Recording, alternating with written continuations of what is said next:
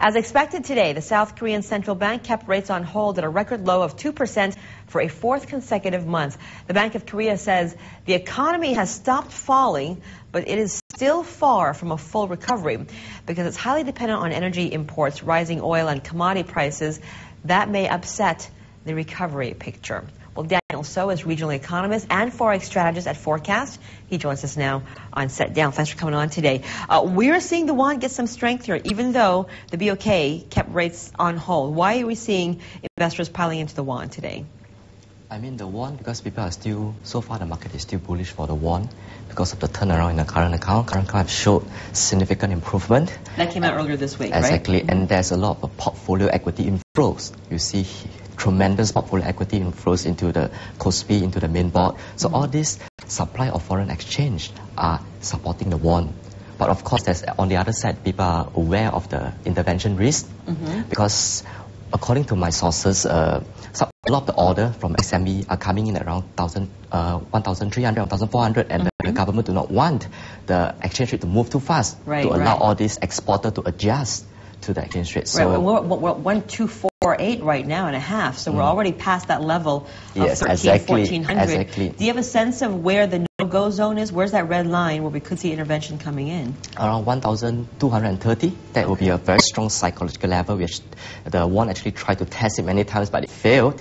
And there's a lot of traders who are covering their speculative short position at the same level, so that will be the strongest level. It's a bit of a tricky position for not just the Bank of Korea, but for the finance ministry as well, because on the one hand, you want these portfolio inflows into the economy and into the stock market, but that means a strengthening currency, which in turn does not help the export picture. And given that South Korea is so heavily dependent on exports, are we seeing them see an improvement in domestic demand, at least, if exports aren't looking so good?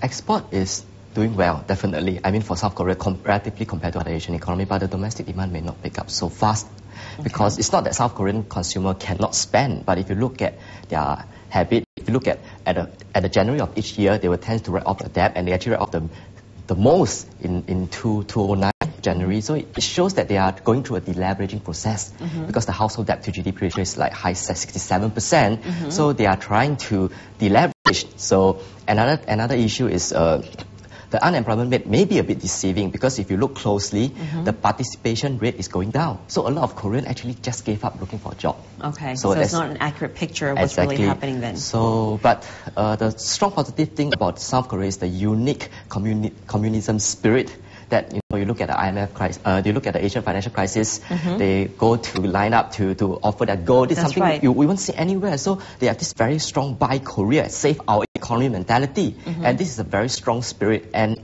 like a lot of companies are hiring a job sharing program. So they don't care about their cost benefit ratio. They just continue to hire and support. Government officers are donating their wages. So all these things may help in a certain way. Okay, is there a point at any time in the future where the Bank of Korea may have to think about raising interest rates? That's something that central banks elsewhere have begun discussing. Exactly. The next move will be a rate hike, but at least not in the remaining of 2009 because South Korean policymakers want to see real sign of economic recovery before they raise interest rate, because they are afraid of going into the Japan lost decade, and this is what's going to happen. But if you talk about the short-term excess liquidity, so far it has not translated to broader liquidity because there's a fall in money velocity. People are spending less, and the loan has been decelerating.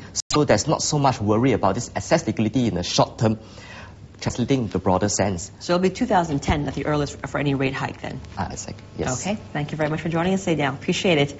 Daniel So, of course, from Forecast, joining us here.